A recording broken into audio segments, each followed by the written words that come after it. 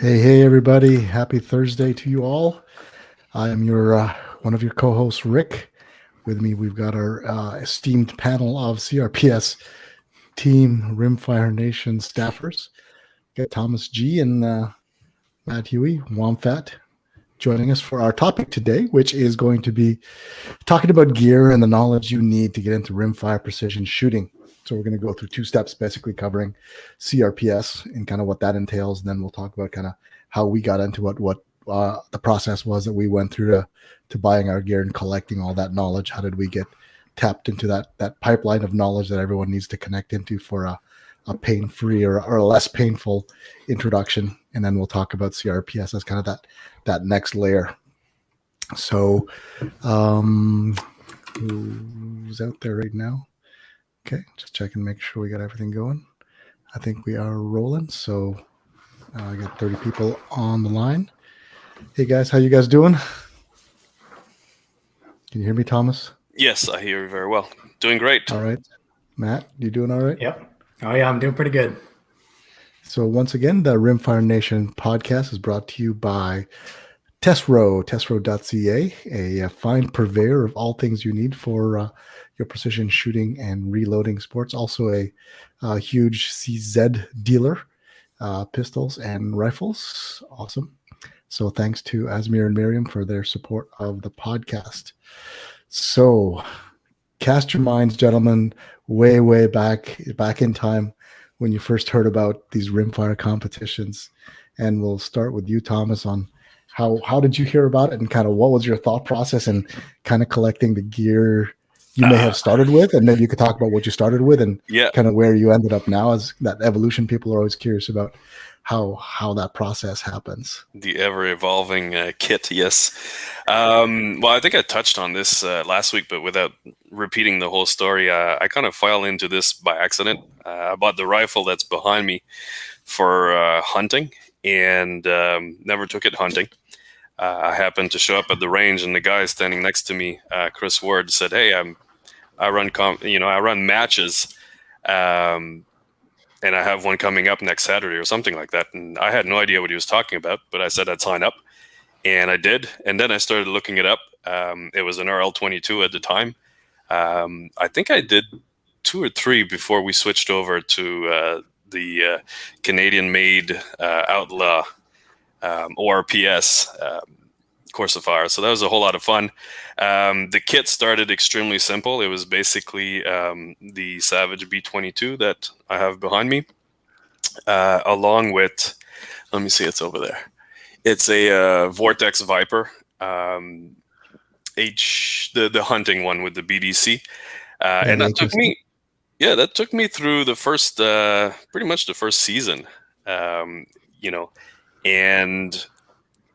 I was a pretty poor shooter at the time, so so it wasn't the problem wasn't the equipment, but at the end of the day, the more match you get under your belt, the better you get, and there is no amount of Googling, YouTubing, basement practice that beats the match. I find, and it's a whole lot more fun than all of the above. So basically, that's how I got started. I got started on the cheap, and I've been ridiculously hooked since. And I guess we'll touch on that later. But the first improvement I've made on that rifle was the scope and the base, and I guess we can touch on that once we get started on CRPS. But for ORPS, you really don't need much. Even a simple crosshair scope, as long as you know how to shoot it at 25, 50, 75, and 100, you're golden.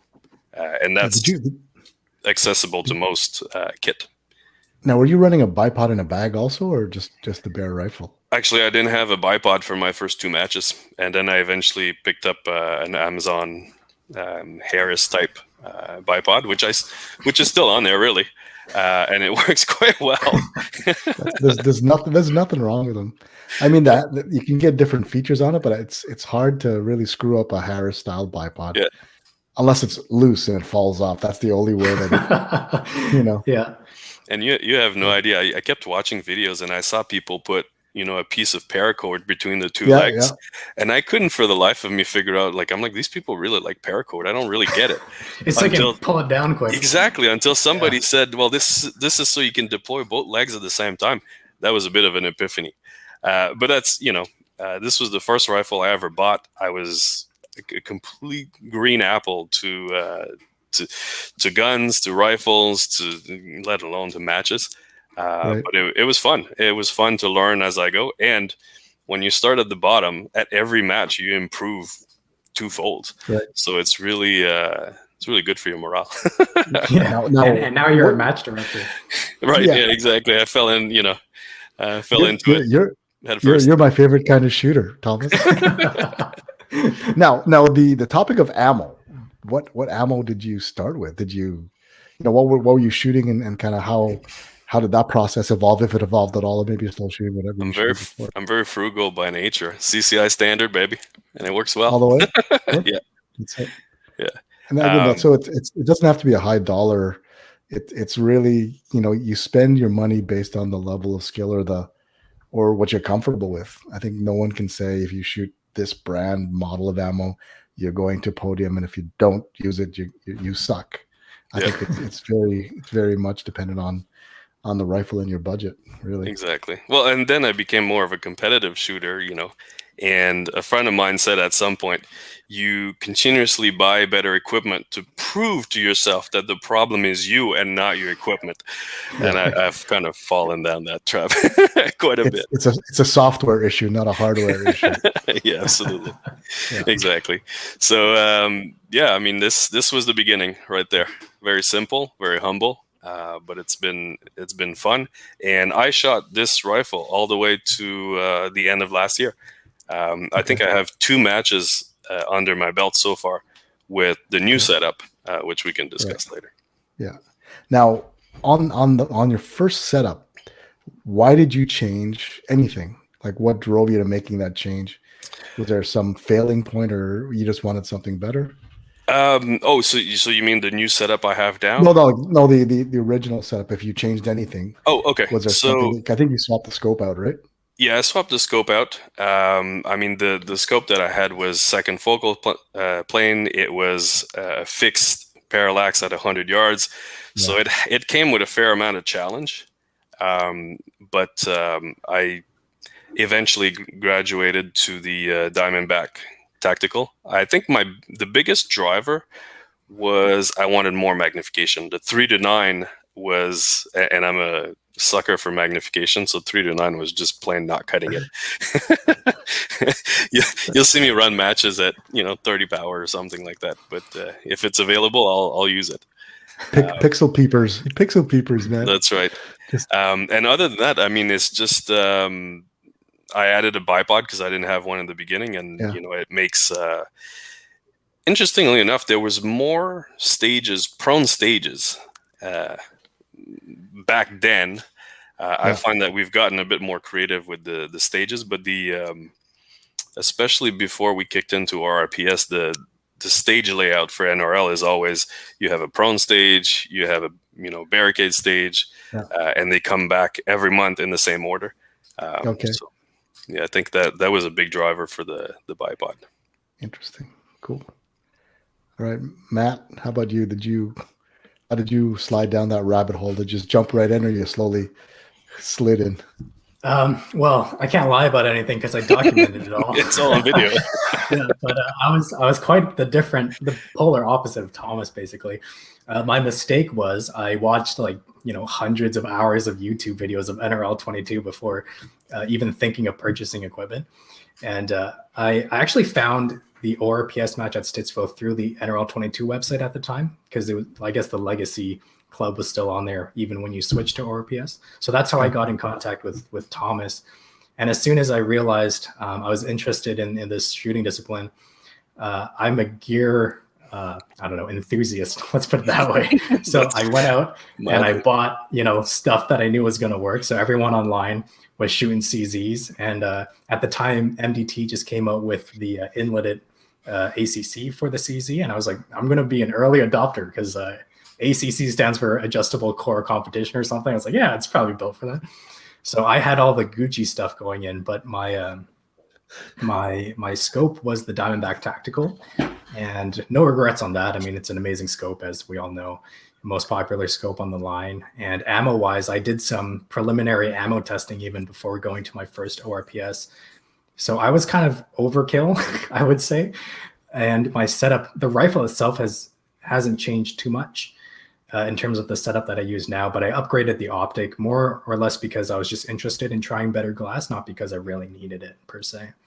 Yeah, so I had a pretty nice setup going into my first ORPS match. Yeah, it definitely was not the equipment. You know, I had no excuses going in, so that was my mistake. I left no room for excuses. Right. And that's the cool part about, so you've got two different I mean, there's many ways of doing this. I think what it boils down to, and we've talked about this before, when you're starting out in Outlaw, it really doesn't matter what rifle or optic you have. Anything, as long as it's reliable, reliability is absolutely number one. And the ammo really doesn't matter as long as it always ignites when the firing pin hits that rim. That's the basically that's it. You can't go wrong. And when I was shooting the, Chris Ward's NRL 22 matches, I'd bring whatever. I'd bring a Ruger 1022 or I'd bring a Savage Mark II. Like for me in the very beginning, the Savage Mark II heavy barrel was the perfect, ideal production level rifle for ORPS because it was 100 yards, and then we played around with a bunch of different scopes and we had a Leupold VX Freedom with a nice had an MOA reticle on it. They're solid. They're beautiful, crisp, clear. And that was enough, except Chris liked to throw in these paper targets, which I couldn't see, which because it had 3x9. And that kind of where I said, if it's going to be a Chris Ward match, I'm going to have to up the game and get something a little bit more magnification heavy. So stupid paper stage. Thank God we got away from that. Yeah.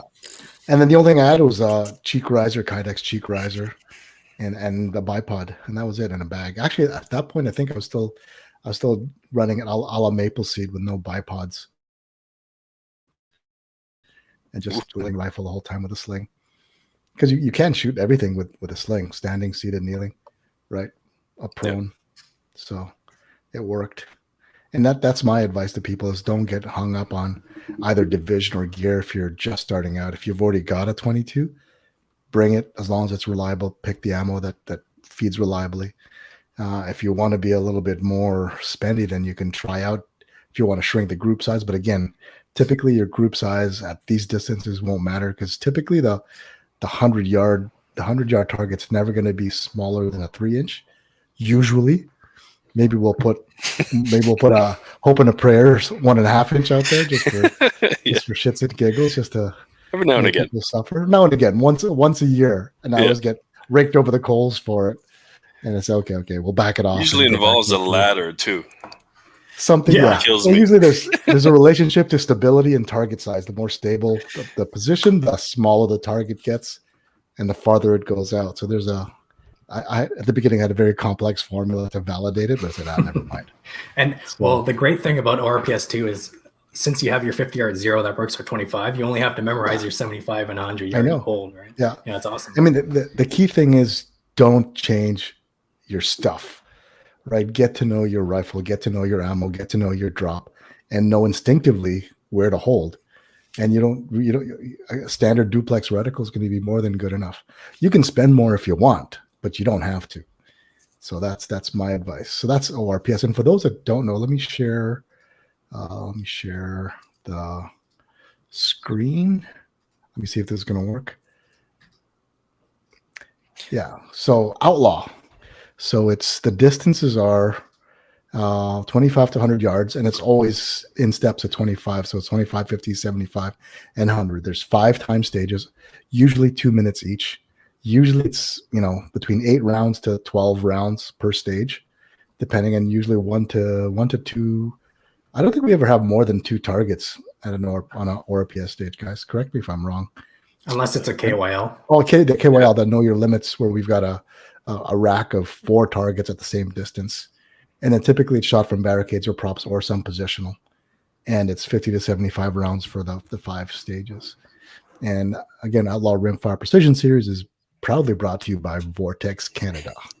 they are the title sponsor, and they're awesome. They treat us well, and there's always a ton of Vortex prizes, optics, and swag on the prize table. So big shout out to Paul, Reg, and Ken at Vortex Canada for all the love they show us. Let me bring that back.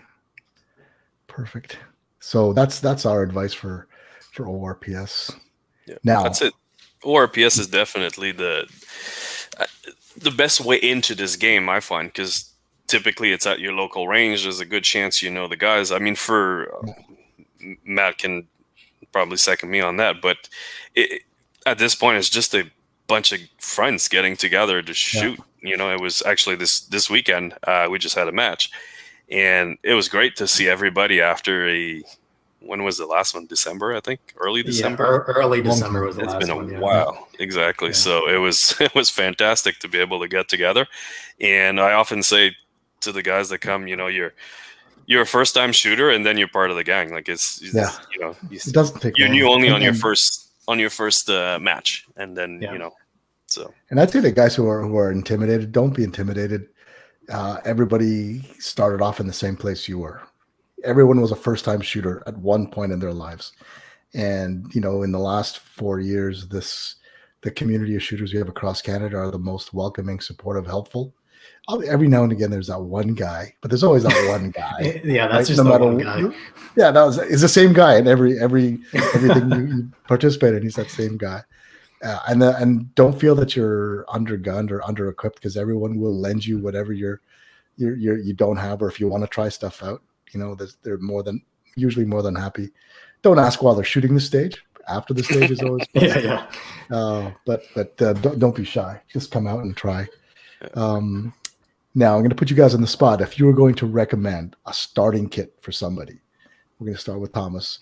What is your beginner setup? If somebody says, I've got a production level budget, what should I buy and why? Right.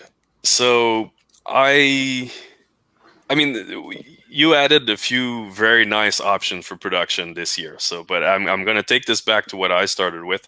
The Mark II or the B-22 Savage, that used to be sort of the production package, with the Diamondback Tactical. I have the 6-24. What's the step down? There's a 4-16. 4-16. It's actually a step up, Thomas, because it's got more elevation. Right. Elevation. Yeah, no, I get that. I didn't mean that, but in terms of magnification. So either or, depending on whether or not you're a sucker for magnification like I am, but that's your ideal starting kit, in my opinion. Right. And if you plan on doing CRPS, I would consider a rail that gives you a little bit more cant. We can explain what that means a little bit later. I think that's all you need to get started. I would make a point for the B-22 over the Mark II, simply because of the rotary magazine. They fit flush with the stock, so you can go right into your barricade without being too gingerly about it, and they never fail. You see people write essays online about how terrible they are and they're difficult to load. They're really only difficult to load the first time you load it. Then you get used to it, and that's the end of that. So a lot of it comes from guys that have been sent a rifle for a review and they tried it once and that was it. But I can load my mags with mittens on in the winter, and it's never been a problem. So I think that's a non-issue, and it's a huge advantage when it comes to working on barricades. So that would be, without a doubt, my package to get started. Is there a big price difference between the Savage Mark II and the B-22? I've never looked into it. It's not that much. It's like $100. Yeah, it's not more than 100. It's not double the price. No. Okay, awesome.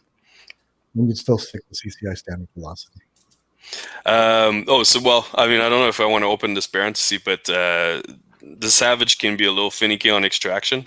I had to step away from the CCI stuff because I was having extraction issue. I switched to essentially an oily round, Ely or SK, and never had a problem after that. I mean, that's what I hear is the only potential issue that people have with it is extraction issues, but there's people are able to get around it and find it or fix it or whatever. So Exactly.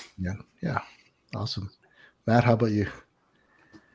Well, with the new division rules in production this year and the slight bump up in price, I'd probably have to go and recommend the 457, the synthetic, the CZ. Now that it's a production, I'm a CZ fanboy, so there's that. But it's also just a great rifle. I bought one for my wife Dory, and it works. I mean, yeah, it functions just as well as my MTR. Just the barrel that's different, right? That's the only thing, and the stock, obviously. So that's a no-brainer. I think if you want to do just a simple Harris style bipod on the front, it works perfectly fine. And in terms of the scope, it's really hard to beat the Diamondback Tactical, like what Thomas mentioned. It's the number one scope on the line for a reason, right? Yeah, it just works. It's economical. The glass is pretty good to get you started, and it tracks well. So there's nothing really you could ask much more for in a scope in that price point.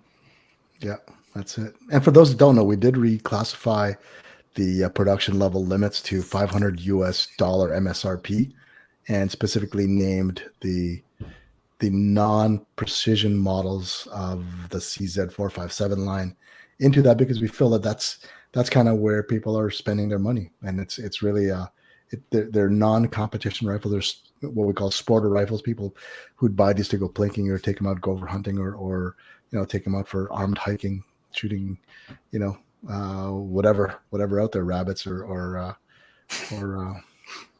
grouse. One rifle I wish I had hands-on is the T1X, because if I had to, if the B22 was not an option, I would consider it because I know it so well and I know it works super well. But the T1X is promising, extremely promising. And those are the two that I would recommend. If you don't have a big budget, then you can get any decent rifle. So the Marlin XT22s, or even a semi-auto, 597 or 1022 or Savage Mark II or the Savage B22. Great rifles to start off if you're just starting out and you're not sure you want to stay in the game, right? You can always sell them for close to what you paid, because they sell pretty quick. If you have a little bit more money and you're looking to get serious into it and looking for potential upgrades down the road, then the CZ457's got a whole host of aftermarket support, triggers, chassis, barrels. Tikka T1X also lots of support, because they're patterned after the T3. A lot of the aftermarket chassis manufacturers will offer an inlet for it. I think the only real issue is kind of either the mag well or the trigger guard area that they have to change ever so slightly so they can quickly flip to it. So you've got a lot of options. The big difference for me in terms of why 457 over the T1X is because you can change the barrel a lot easier on the 457 than you can on the T1X. That's the only thing. I prefer the T1X mags a lot better, actually. They're easier to grab. They slide in. They're almost flush. They don't quite stick out as far as the 457s. But again, I run a 457, or I ran a 457 for the last 2 years in CRPS. So I'm kind of leaning that way. But that's an announcement. What's next? I don't know yet. I'm waiting to see. Well, I was hoping January, February. Now it's February, March. So we'll see. I'm waiting. If things don't change, then it'll be something else. So I'm hedging my bets. So and then optics again. It's the Vortex Diamondback Tactical. That's the one that is out there. The other one to look at is the Athlon Argos BTR Gen 2. That's got a lot of features for the money as well, with a zero stop. Always first focal plane for me.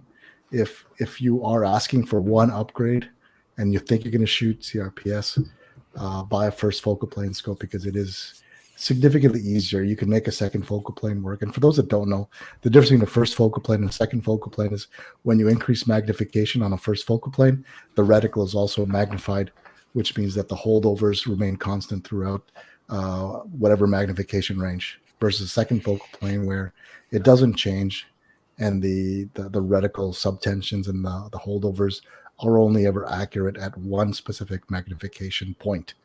And then you got to do mental gymnastics to figure out what that is, or don't change your magnification range. That's about it.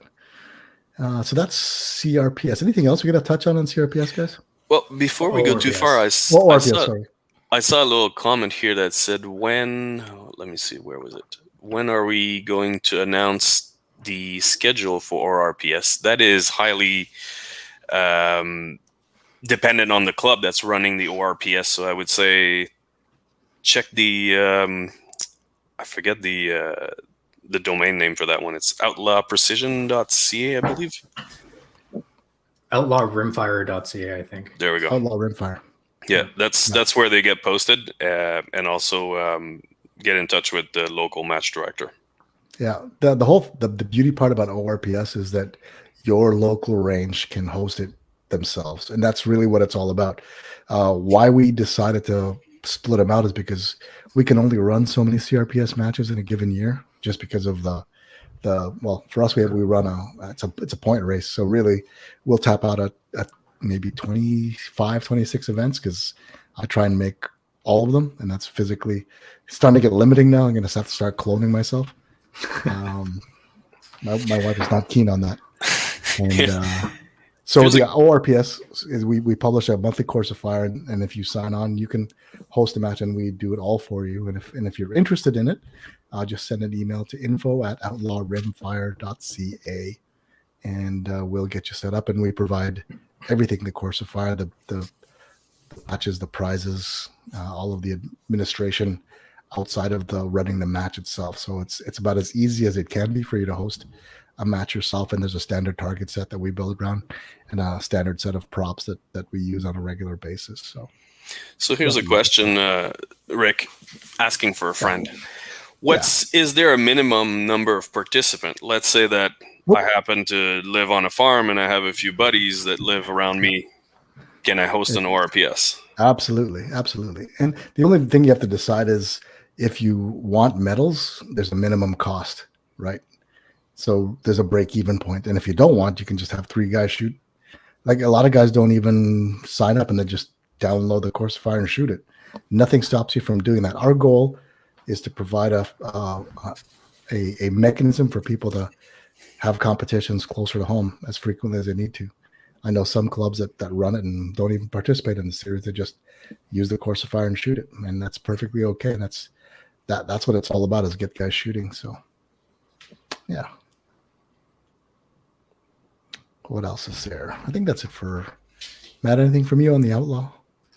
Other than no, I just have to reiterate the fact that it's one of the best places to get started in precision rimfire, just because it's mentally more I guess easy to not get too stressed when you're shooting a stage. And the community of guys, which are largely the same in CRPS, is honestly the most friendly group of guys I've ever experienced in any sport ever. So it's awesome.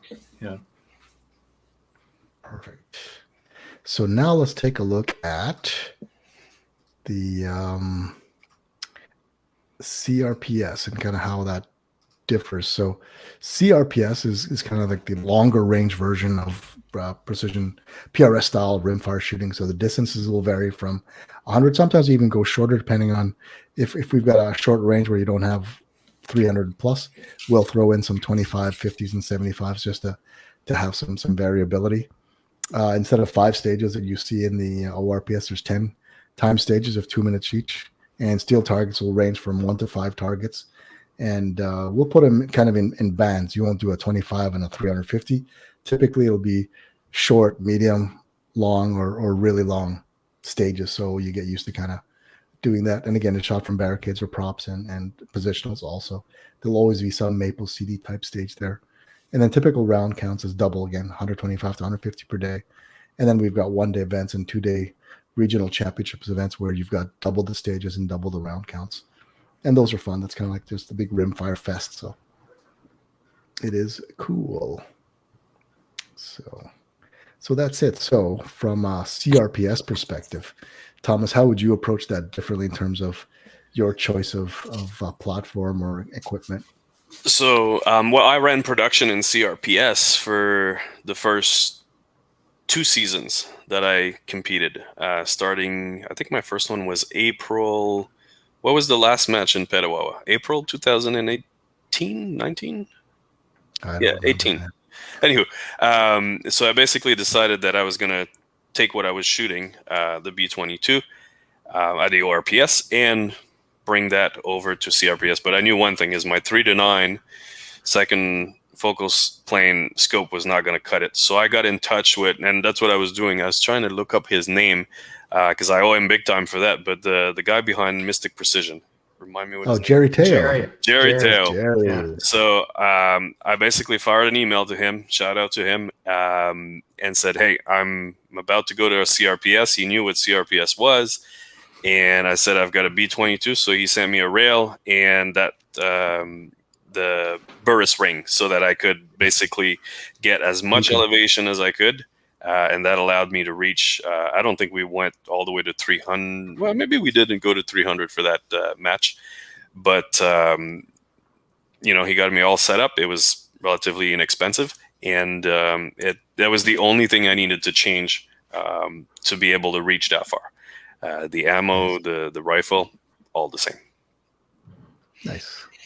And I forgot to bring snowshoes that time, but that's a separate story. that was a beautiful sunny day, though. Yes. But yeah, we missed the snowshoes. Yeah. Matt, how about you? Did you see a big difference in what your gear can do from ORPS to CRPS? So in my case, no, because I already had the scope for it. But the optic, if you're running what Thomas had, like a BDC reticle or something that's second focal plane, that's probably the first thing I would upgrade. Way more important than the rifle itself, as long as it's reliable. And so having a scope that's kind of designed for these precision rifle, practical style shooting is important. And besides that, I would say having good dope or drop data for your ammo is going to be crucial as well, just because the distances are going to vary a lot more and they're greater in distance. So maybe, getting a good ballistics calculator on your phone or getting, one of those apps is the way to go. So concentrate more on you and your shooting than the rifle, as long as you got the proper scope, essentially.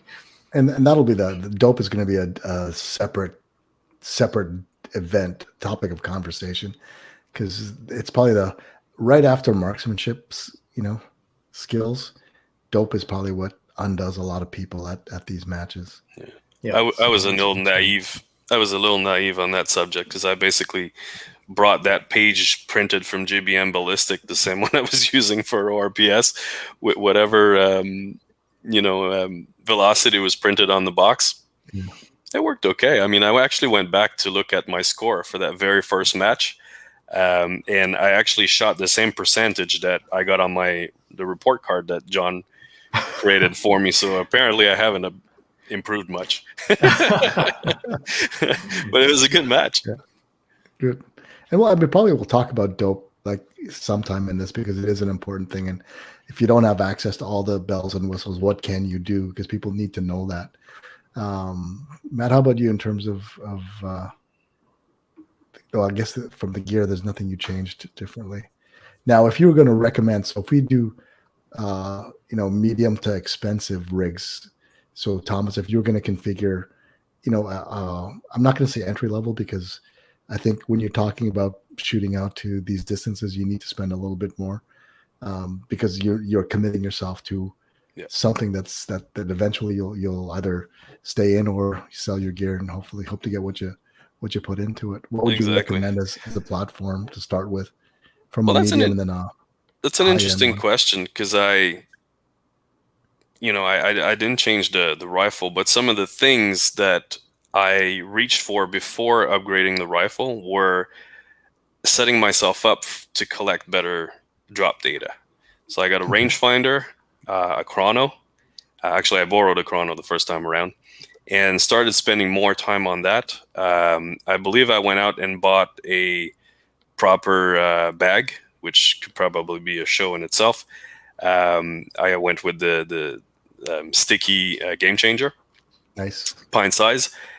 Just because I thought the stickiness of it was great. We had, a few barricades that were on an angle and things like that. So you throw that bag on there and it just gives you that came the day after, actually. Okay. It was a double event, I believe. Yeah, I know. Well, at least you got one now. You got one now. Yeah, exactly. Awesome. Okay. So what would you recommend for people would you still stick with your original Savage B-22 as a platform? Not necessarily the Savage, but I would say start in production. I mean, obviously, if you fancy an MDT chassis and that's what you want, that's fantastic. But I think that in order to test the water, and there's just as much fun to be had in production. This year I was lucky enough to actually do pretty well in the production division of CRPS, and Jerry Dan just behind me, we were just neck to neck the entire season. That makes it so much fun. And I think we both shooting Savage, so it was a whole lot of fun to keep track of that. So that to me was more important. It gets my attention more than the equipment. I like gear, but I'm not a gearhead. I'm more about the shooting and a lot about the socializing around those events too. So, but yeah, that's what I would recommend. Go into production. If you don't already know that you want a production, an open rig, then just test the water with production. There's fewer shooters. We need shooters in production anyway. I think if you're just starting out, there's a good chance that you'll meet people that are at your level, and you can have some friendly, brotherly competition. So yeah, that's what I would recommend. Nice. I think we'll see the shift to production a little bit more this year. I hope so. With the different price point changes that we made, and allowing the CZs and T1Xs and what else was there? I think the Bergara. The new Bergara, the BMR. Yeah, the micro rimfire. Yeah. That'll be in production. Forgot about that. Yeah, so we haven't seen that yet. I've been waiting on Odell to provide us one so we can put it in the match rifle loaner program, which we'll talk about at the end also, just to give everyone a chance to try all the stuff out. Matt, how about you? What would you recommend for a CRPS rig? Just take a picture of yours and send it to everybody. Yeah, well, I mean, the CZ again, the MTR is what I had, and it works well. You don't need a chassis for it, honestly. Like the chassis can add some functionality with the ARCA rail, but even the stock it comes with, if you get the LRP version of it, it's basically ready to go. And if you want an ARCA rail, you don't have to spend $1,000. You can buy one off Amazon, and that's going to work great for you. Yeah, and again, like what Thomas was saying, getting the equipment as well is pretty important, like the bag, and making sure you know how to use it. And if you choose to bring a tripod, because if you're an open, definitely practice with it first. Don't learn to use a tripod at your first match. That's probably not going to work well for you. Crash and burn. Yeah, exactly. And as I mentioned before, just getting better drop data than what you would have at an ORPS is probably most important for your CRPS match. Yeah. And learning how to manage it as well. It's not only having it, but how are you going to access it during a stage, and how you prepare for a stage is going to take a little bit longer. So don't get too caught up in talking to everyone, even though everyone's super friendly. You got to kind of get your head in the zone, prepare for a stage, and then know how to execute it. That's it. That's a key thing. So from a gear perspective, whatever you're running at an ORPS with an upgrade to the scope to a first focal plane is going to add that enjoyment factor. I think also adding a rail with a cant on it to give you more elevation. And if you don't want that as well, we'll have a full episode on dealing with ballistics and trajectories and maximizing kind of your gear for long range rimfire precision. Right now, we just want what do you need to get started? And I think Matt's channel Juan Fat on YouTube has CRPS Basics, talking about essential gear, where you cover what does Matt bring to a match, and the basics are there. It's food and drink for the day.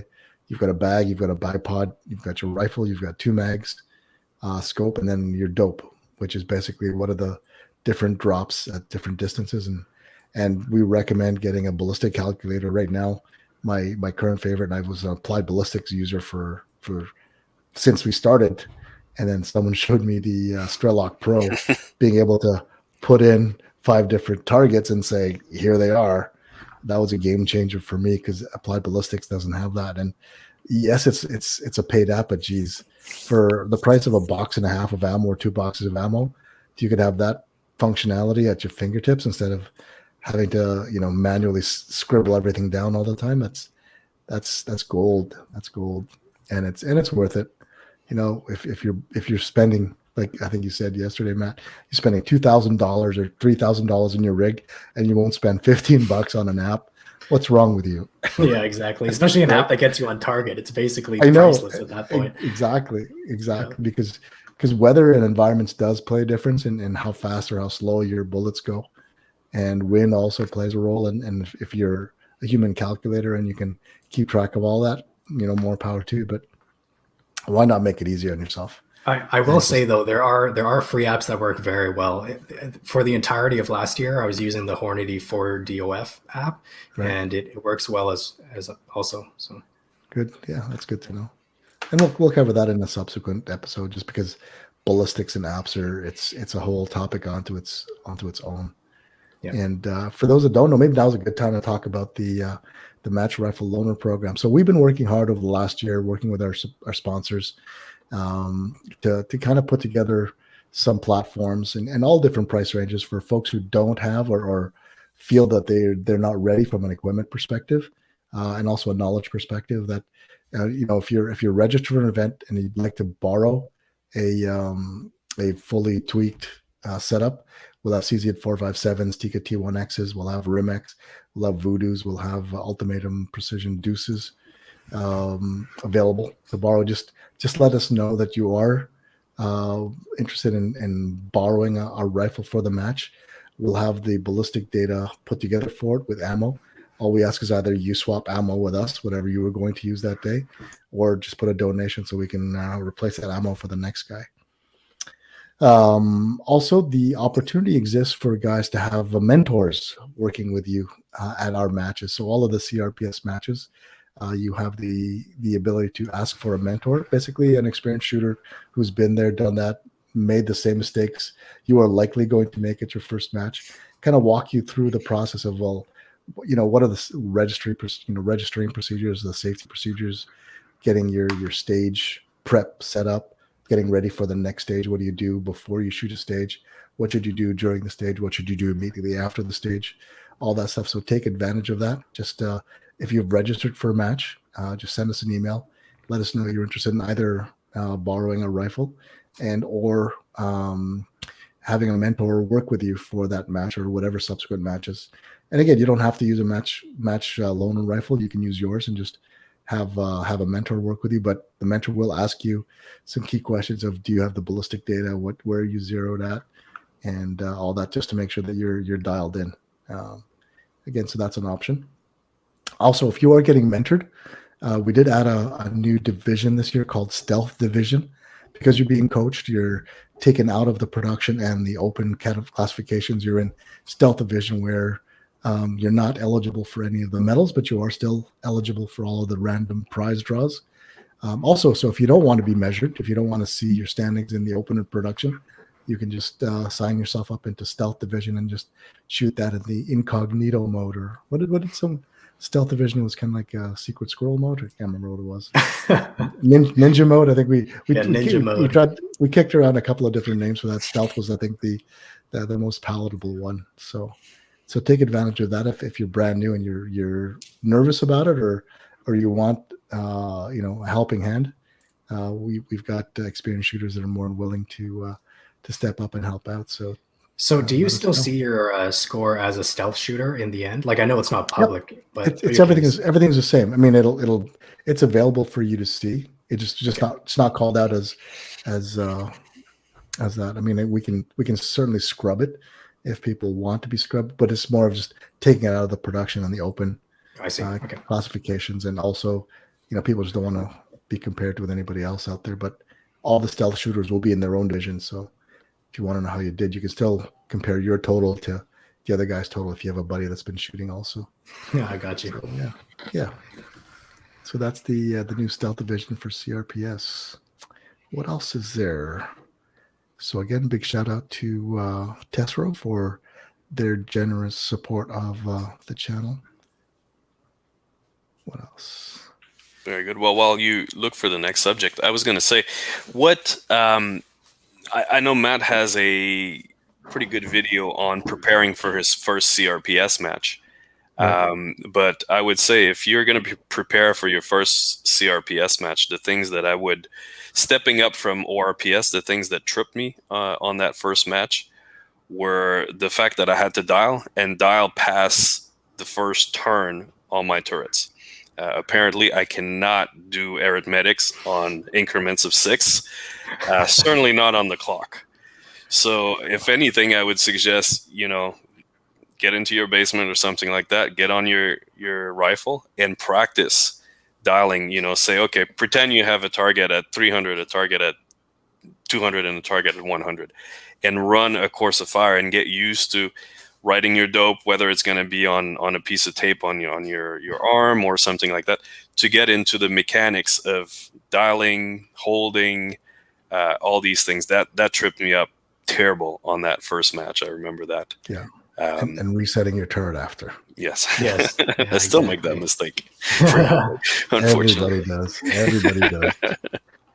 Yeah, two kinds of shooters. Those that have forgotten to reset their scope to 0, and those who will forget. Yeah. You're going to do it. So yeah, absolutely. That was a big one there. Managing, where you're going to write your drop data and managing your turrets during the stage. That's a good one that you can practice beforehand to avoid the surprise. Yeah. And that's the other thing. It's kind of like the prepping for a stage. Just make sure that all your mags are all loaded. Even if it's an 8-round stage, I always load the 10. Just because, you might have that failure to fire, and then you'll eject that dud, and then you'll have a fresh one going in. And you'll just keep track of how many shots you fired and stop when you hit 8, right?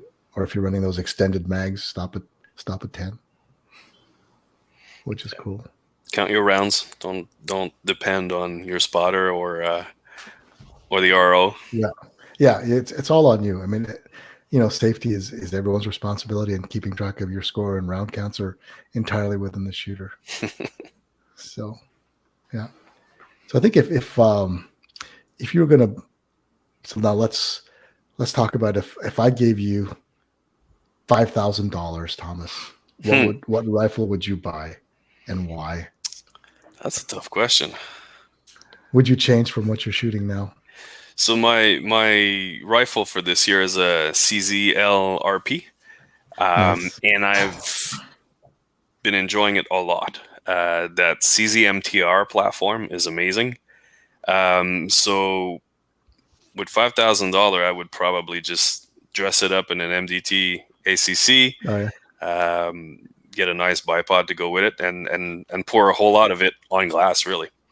Nice. I think glass quality, if you can't see it, you can't shoot it. So I can't remember. That's not I heard that from somebody recently, but that's what I would do. So in terms of glass, I would probably buy the scope that I'm upgrading to an Athlon Aries in the coming weeks. So that's probably what I would do. That's what I'm doing. I guess that begs the question: is the rifle going to make a difference in the number of hits you're going to make? Right. I mean, maybe from the CZ457, is there a difference? So going from the production to open, the one thing that changed, I've noticed 2 things that have changed. The velocity of my ammo, the same ammo coming out of the CZ, is far more consistent than the Savage. Same ammo. Same ammo. And I shoot them side by side, and the CZ is easily 50 to 100 feet per second faster. So it's quite a difference. So that's one component. I find that my CZ is very reliable, and I assume any precision-made rifle or barrel would probably yield similar consistency. And the next component is a little extra weight. That plastic stock is very light, and one of the things I've noticed is as soon as I switch to the LRP, which is not quite as heavy as some of the metal ACC type chassis, but it's definitely heftier than what I was used to. And I just find that when I pull that trigger, nothing moves, and I would say that my hit percentage has gone up because of that more than anything else. So that's what I would define a reason to move into open is, as your rifle gains a little bit of weight, it's a little bit more stable. But on the flip side, it's a little bit more work to manage. So you've got to be used to it, I guess. Colin just got an ACC and put like 6 pounds of weights on it. And on the offhand stages on Sunday, he would just blast as fast as he could because his arm was getting tired. So there are downsides. Yeah, exactly. Just got to keep practicing, Colin. Just keep practicing, man. Yeah. Get a sling. That helps. Yep. Yes, that's true. Yeah. How about you, Matt? What would you change? Or what would you buy? Or you're already there? I am basically there, but I mean, if you were to give me $5,000 and say you have to spend it on a rimfire rifle, I'd probably get something like the Rimex or the Ultimatum Deuce just to try it. I mean, the CZ, I think you can buy accuracy up to a certain point where it might help you, but I think the CZ is that breaking point where anything above that, it's more for your own, curiosity or entertainment. I don't think you're going to buy any more points going above that. Like what there is a different feel. It gives you a different feel. Yeah. For sure. But yeah, what Thomas was saying in terms of the consistencies, I noticed that as well. The match grade barrels like an IBI or the MTR barrels that come on an MTR, they're consistent and they're not as finicky or picky with ammo. And the consistencies and velocities is going to help when you reach out much further in distances, right? You might not even notice it in ORPS, but in a CRPS, you'll probably notice it a little bit. And then I'd use the rest of the money on ammo because it's, it's not super cheap if you shoot a lot. So, Yeah. Can we build a completely Canadian-made rig for $5,000? No, because that tangent is going to take a big chunk of that. Exactly. It'll take all of it. Yeah. All of your money just went to scopes. We need to talk to these guys so they meet us. But there's March scopes as well out of Ontario. Calgary. I didn't realize they were Canadian. They're also very expensive. They're like at least $3,000. Yeah, they're in the same snack bracket. Yeah, nice though. TT. Yeah, interesting. Nice. I'm looking at the comments here, and I'd like to talk about. Someone said 0 stops or gold. I never actually needed a 0 stop because with the added cant that we tend to add, I think by the time I was finished with this B22, I had about 50 MOA of just built-in cant to the base and the rings. I'm basically a half mil to a mil from bottoming out. So really, I know that I just dial until it bottoms out, and then I go back to 0, and that's my 0. So the 0 stop is a nice feature if you've got basically elevation to spare, but most of us will eventually get to a point where we'll try to recoup all of that.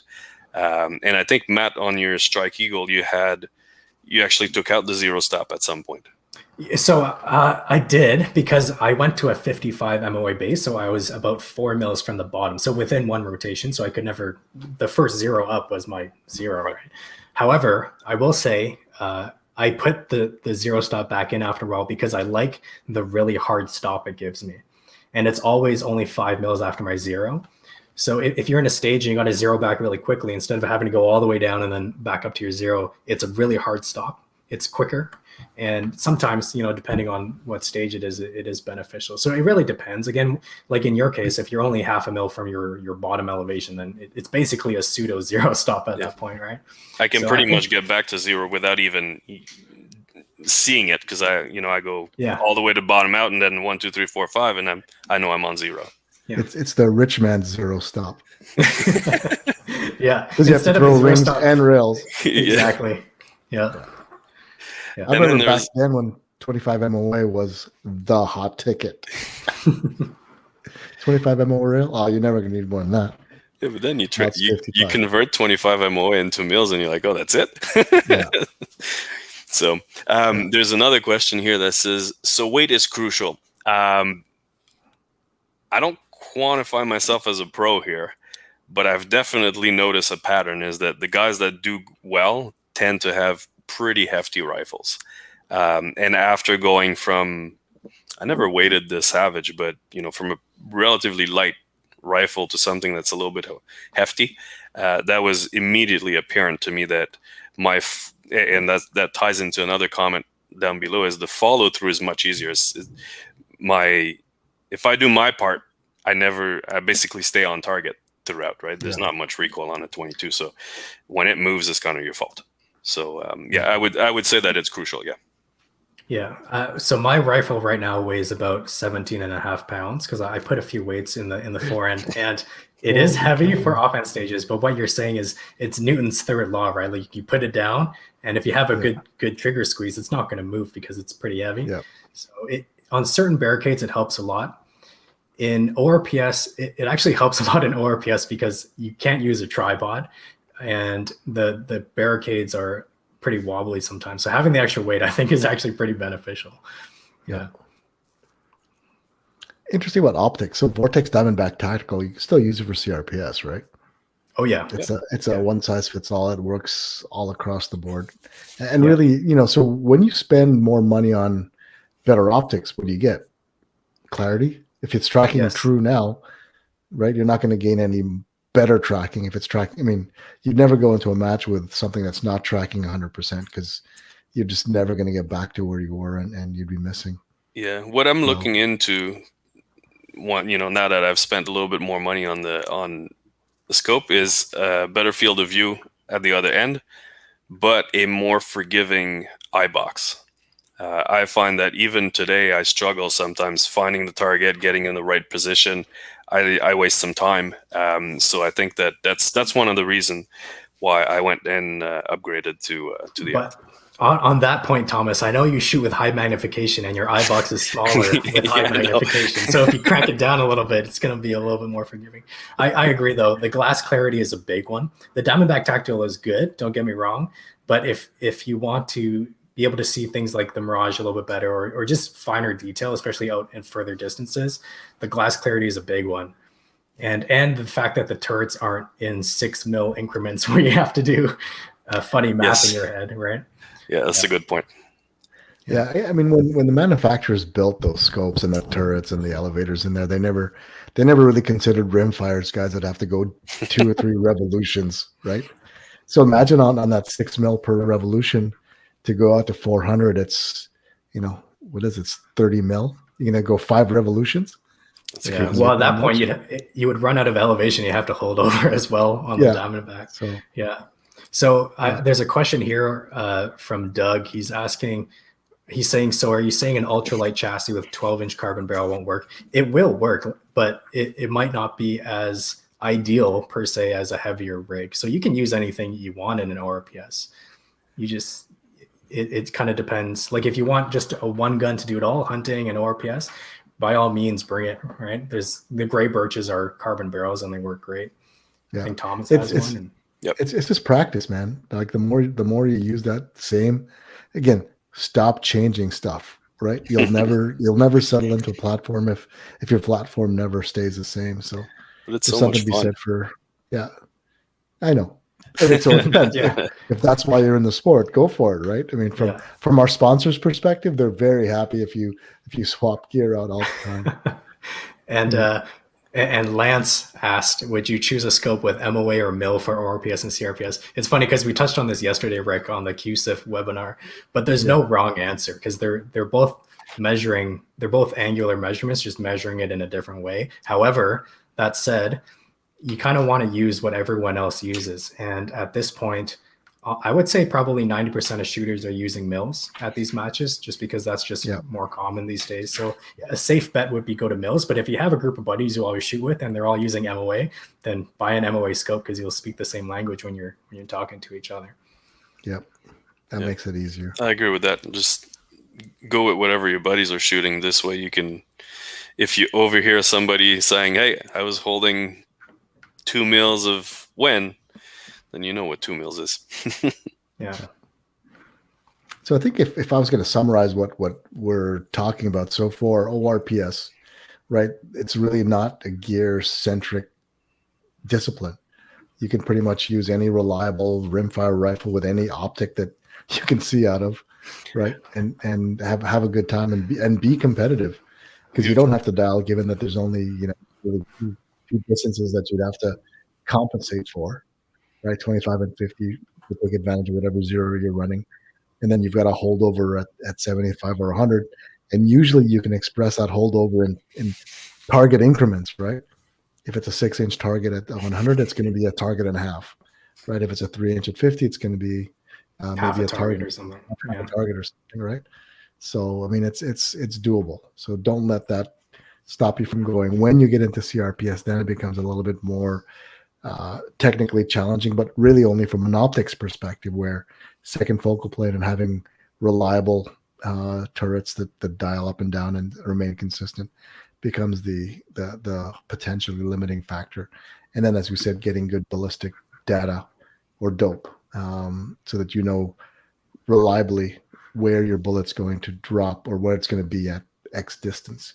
Yeah. And then we'll talk about it in the subsequent episode. So, and I remember talking about this with John, who's not with us today, but he's not a huge fan of ORPS because he says the targets are too small, and he's got a point.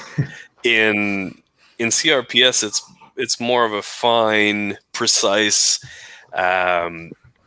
game, because we're at shorter distance, so we can, every now and again throw that 2-inch at 100 yard. So on that level, CRPS is a lot more forgiving, but the distance and the crazy props kind of make up for it. So they're both difficult to some extent, but in different ways. There was a time when we were leaning toward making ORPS more technically challenging than CRPS, but then we kind of stepped back and said, really, we're trying to bring more new and youth shooters into that sport, and it was just demoralizing to be spanked stage after stage. So we had one tough match last year. We said, okay, well, what's our goal here, right? Yes. Is it to show that we can design really cruel stages, or is it for people that just come out, have a good time, and want to come back? And I think we're kind of, it's tough to balance, right? Because you don't want to be bored, right? You don't want to be bored. So well, and I second this. I mean, from someone who's organized a fair amount of shoots at this point, what puts a smile on, people show up because they want to ring steel. So if they go home and they didn't ding anything, then you kind of miss the point. So as a match director, someone who designs Course of Fire, you have to make sure that basically, I think we all work on the same, but the average hit should be around 50%, and then the top 10% should separate the three winners. Correct. But sometimes it's a balance that gets a little difficult to, it's a balancing act. Sometimes you miss the mark, but I think we've gotten pretty good at it. So, yeah. We got another question on bags: micro or large Armageddon game changer, which is better for props? It's hard to say because there are many props, but everyone's got their favorite. What do you use, Thomas? I like the multi-purpose smaller bag, the one that I can throw at the front when I need it, but I use it as a rear bag all the time also. So that's my choice, the pint size. Right. How about you, Matt? Are you running pint size? I run my own pint size bag. But to his point, why not both? If you have the funds for it, you can have an array of bags to choose from when you start a stage, right? And that's kind of what I have. I actually bring a milk crate of all the bags I made, and I can kind of pick and choose depending on what prop I'm using. But generally speaking, the pint size game changer is by far the most common bag on the line, and it's going to work for 99% of the stages. Right. Did you ever try the sticky? Use it as a rear bag. Sorry? Did you ever try the sticky? I have tried Thomas's a couple of times. It's actually funny because some props it's very, very good, like the tank trap. If you're shooting off the angles, it's nice. But on other props, you can get hung up on them. If it's like a chain, or a ladder, you go to pull it off, and the whole prop comes with you. So again, it's a give and take for sure. There's no one perfect bag because there's so many different stages. Yeah, one bag to rule them all. Exactly. I would say there's definitely, I've seen a few guys with the bag that have a little loop to attach it to the rifle, not having to worry about grabbing your bag and your rifle to move from one position to another. Saves a lot of time, and that gives you more time to get the wobble into, under control for your next shot. So if I could change one thing to the one bag that I have, it would be to add that strap to attach it to the rifle. Yeah. That's cool. Again, if you're just starting on the game, just get one. Doesn't matter what bag you buy, just get a bag or make your own. A couple of socks, fill one sock with rice or peas or whatever legume of choice, tie a knot in it, Yeah. wrap it in the other sock, going the other way, tie a knot in it, and just use that. Like there's a density and a size that makes it ideal for putting on barricades and as a rear bag. Those are the two primary uses for it. So experiment. And again, when you go to a match, you will see all of the different, or if Matt's got his milk crate of bags, you can try them all out, see which works best for you. I know one of the milk crate even has a for sale sign too, so you can grab a good one. But I was going to say when it comes to bags, I would highly suggest don't buy it ahead of the game. Go to a match most of us are more than willing to share our experience and let you use our bag for a few stage and get a sense for which one you like. I think that's a good investment. A little bit of patience will reward you, definitely. Yeah. Same with a rifle also. If you've never cycled the action, it's tough to, one rifle will feel better for you. Maybe it's not good that it feels better for you at that point, but one will stand out as the one that somehow feels right. It's like a pair of shoes. So they'll all do the job. It's just which one feels better for you. So, okay. Anything else, guys? I'm just going through the questions here. Dope and ballistic, biggest gear mistake new competitors make. What do you think it is? The biggest gear mistake? Is it buying too early before the competition? I think it's getting too caught up in the gear. Like I was pretty caught up in the gear, but luckily I made some pretty good choices, right? If you haven't shot a match, just go out with what you have, and because you can see what everyone's using there, and then kind of make a more informed decision when you go home and decide where to spend your money. I know I'm a hypocrite because I didn't do that, but that's probably the smartest way to do it, right? Yeah. And I think Rick, you touched on that earlier, but if you're a new shooter today, you have an amazing opportunity. Is that we have a bunch of loaner rifles, and I don't know if you've enumerated all the different models between rifles and optics, but you can try almost everything. Yeah, we'll have all of them.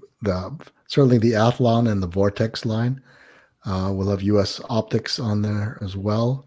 We'll have right-on scopes that you'll talk about shortly, Matt. We'll have the Delta line. We will have hopefully a couple of other exciting ones I can't talk about yet. I'm sure I'm missing a few. We'll have Citron scopes. Wow. Pretty much all the ones yeah. And then we're probably going to have at least a dozen loaner rifles available for folks to try out. And optics, again, one will look better to your eyes than others. And it's important to try, when you're looking at an optic, it's best to try it out under the conditions you're going to use it in. Looking through an optic in the store against the wall is not really going to show you what it's going to be like necessarily under match conditions. So it does help to get out there. And it's also the user interface, like how the dials work with you, or even just how the dials are marked. Sometimes I look at the dials like those numbers are so tiny. How does anyone dial with that? You know? Yeah. Exactly. Yeah. What else? What other questions we got? People calling dibs on some equipment already. Yeah, the March scopes are nice. The March stuff is really nice. Jeff has a good question. What advice would you give people for practice that care for advancing in the placings? Well, for one, I learned this personally. Don't go out and just shoot off a bench and shoot a brick every time, because you're not really doing much in terms of improving what you can do at one of these matches. So every time I go out to shoot now, I kind of have a plan in mind. What do I want to practice today? And if you have a goal and you practice one thing or a couple of things each time, you advance those skills rather than just blasting lead downrange at paper. So if you want to practice, for example, your holdovers, some stages, given the time you have and the amount of targets, you're almost forced to use holdovers. So making sure you're comfortable with your reticle and things like that, knowing how to use your scope like it's an extension of you basically is priceless. So get out and always just have a list of to-dos, and all right, today I'm going to practice these 2 things, and you practice that. And I think that's the most efficient way of doing it. Yeah. And it saves you money in terms of not using so much ammo, just wasting it on paper. Yeah. And if you guys haven't signed up for a Project Maple Seed marksmanship instruction course, I'd go to the website, sign up for notifications, and when the events start to open up, sign up right away. Move fast as they go. It teaches you the fundamentals, and if you've never taken a fundamentals course, then you need to take a fundamentals course, because you don't realize how all of the things are interconnected into giving you a steady, consistent shooting position from start to finish. So it's well worth I think the maximum you'll pay is $75. If you're military, law enforcement, or EMS, it's $50. And this year, youth shooters are free. So under 18 that's great. are free due to a great donation from Chantal Levine, who is paying for all the youth shooters for this year and maybe next year also. It's amazing. Depending on how many youth shooters. So there's no reason not to come out and sign up for a Maple Seed course. What else? And on the subject of Maple Seed, don't do just one. I mean, I did 2. I didn't make the cut the first time. And I got so much more out of the second one. It's, we tend to go to the range and shoot a lot, but we rarely take the time. I mean, it's an entire day where you focus step by step on your fundamentals, and it's like it's a guided exercise, and it's a method that it really, really works.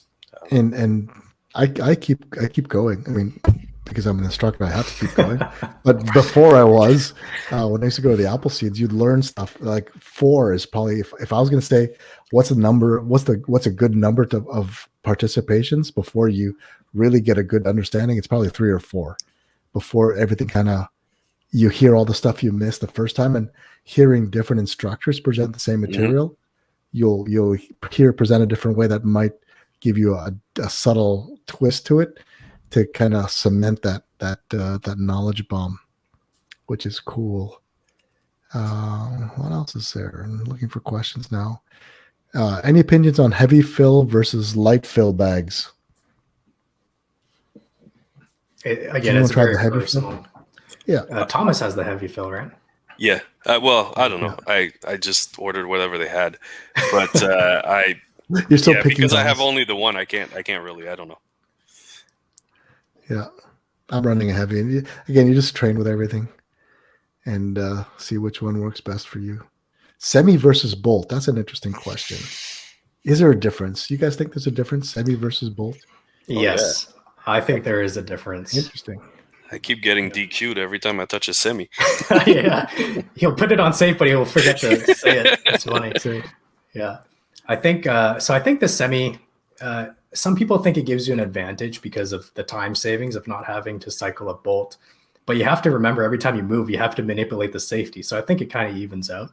However, it doesn't force you to do so much movement between shots if you don't have to move. So I think depending on your shooting style, it could be, it could be good either way. But the thing about semis is it's more, I was mentioning to you right before we started this live stream, but it's easier to buy a reliable and accurate bolt action than it is to build up a reliable and accurate semi in terms of price range. You're gonna have to pay more to get the semi running just as good as a bolt action. Yeah, because sorry, what were you gonna say? Oh, I was gonna say that would be my opinion. Also, is that they're less there's more chance of having a malfunction, but on the flip side, it makes that follow-up shot a little bit easier because you don't have to move your rifle very much. So it's give and take. Yeah. Now, I've seen a lot of 1022 based rifles win, so they can shoot. I think in the hands of a good shooter, you get all the advantages if it's a built rig. None of the winning rifles, I believe, were stock. At a minimum, they had aftermarket barrels. And they typically were in a different stock than the stock Ruger, and they probably had different trigger pack as well. Yeah, it's undeniable. You can get. This is still a 1022. Exactly, you can get them working really, really well. Yeah, exactly. So I'd love to give it a try and just see, But again, it's out west. They, so I know Jerry, Aaron York, and Aaron Dameron have won. I'm sure I'm forgetting someone else who's won multiple times. So they can shoot. You can make them shoot. So well, I believe Jerry Teo shoots a semi, doesn't he? Yep. He's with done a quite McGowan. well. Yeah. And Aaron York and Aaron Dameron have both won. So, but again, it's in the hands of a great shooter. Yeah.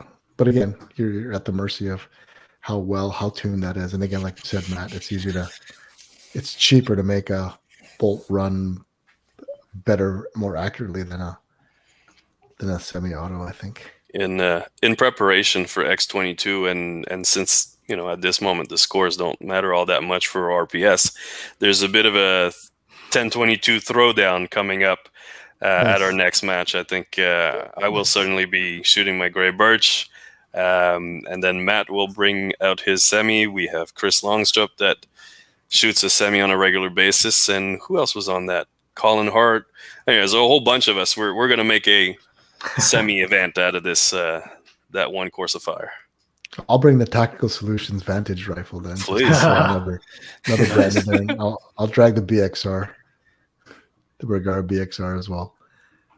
I don't have the carbon though. We'll have to get Greg Weiss in to bring his carbon BXR.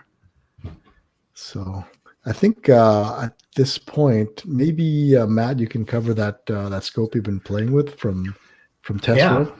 Sure. So this scope was generously donated by Test Row to the CRPS. This is going to go on one of the loaner rifles. So if you're interested, you can try it out yourself. But this is the Right-On Conquer X3.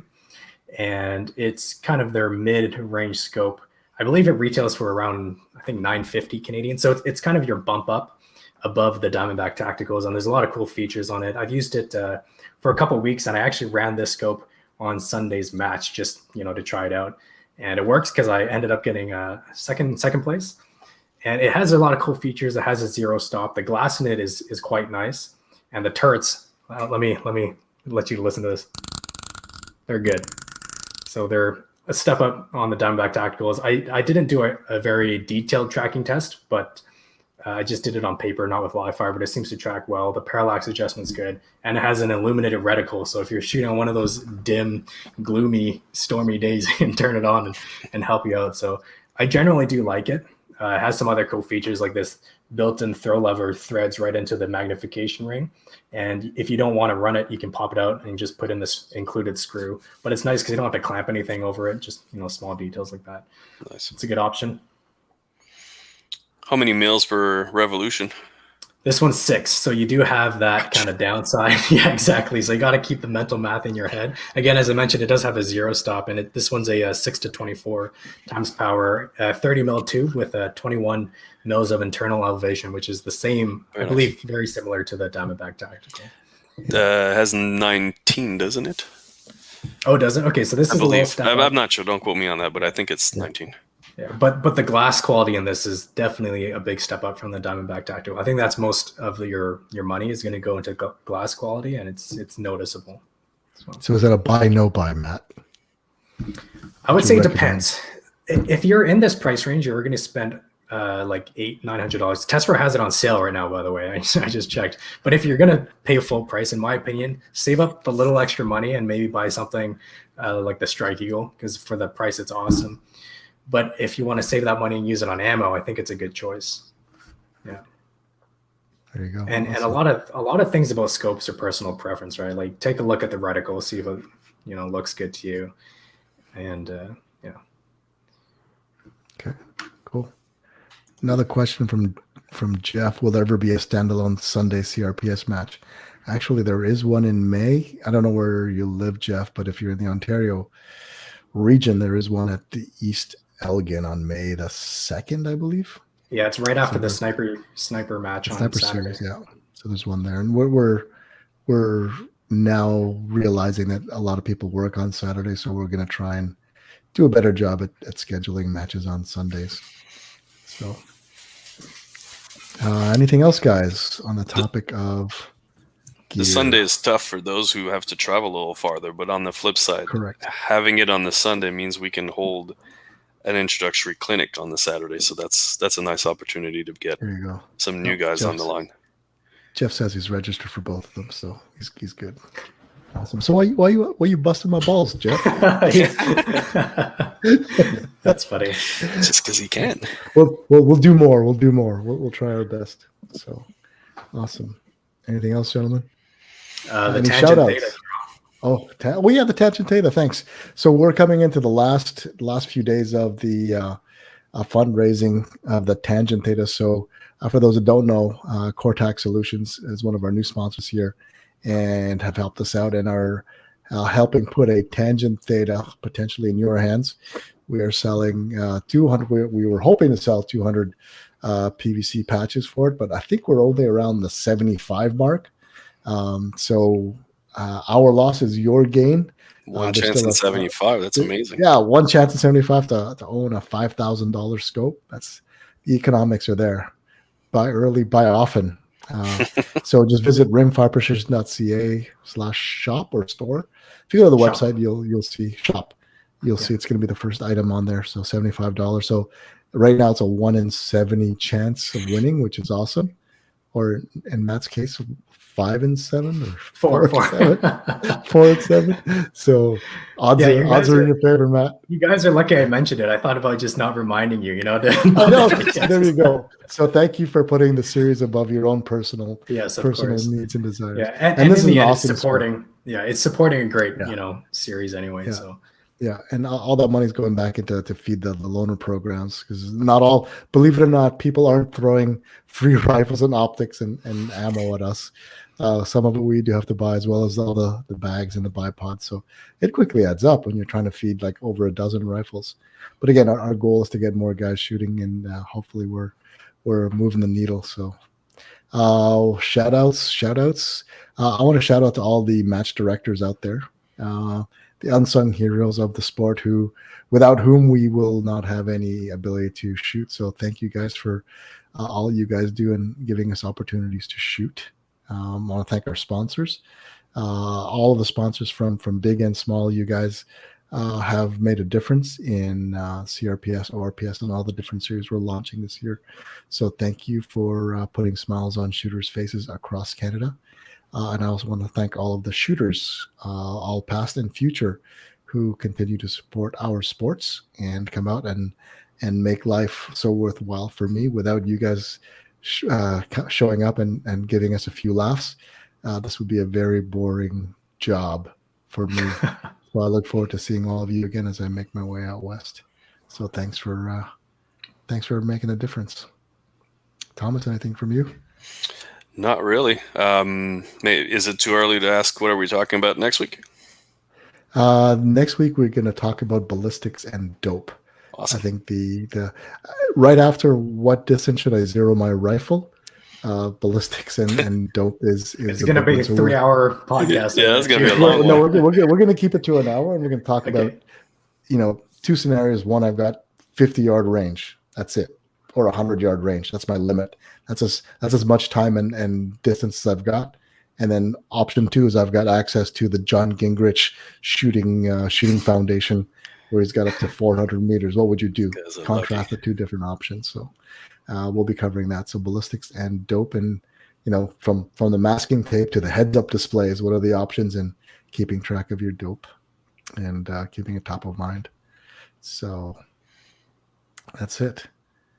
Matt, any shout outs for you? Well, I guess shout out to Thomas, because the match on Sunday was pretty awesome. The first one out of the lockdown was really nice to shoot, and just the community in general. Like, I think you already touched on it. It's just a fantastic group of guys and girls that come out and make it so much fun. Yeah, I mean, shooting. Yeah, organizing these things is it's nothing really, because it's the group that we shoot with that one, so it's easy to do. You guys make it easy. Good. Perfect. All right, guys. Great episode. Thank you for joining us on this Thursday night. And hope to see you all on the firing line. Take it easy. Over and out. See you guys next week.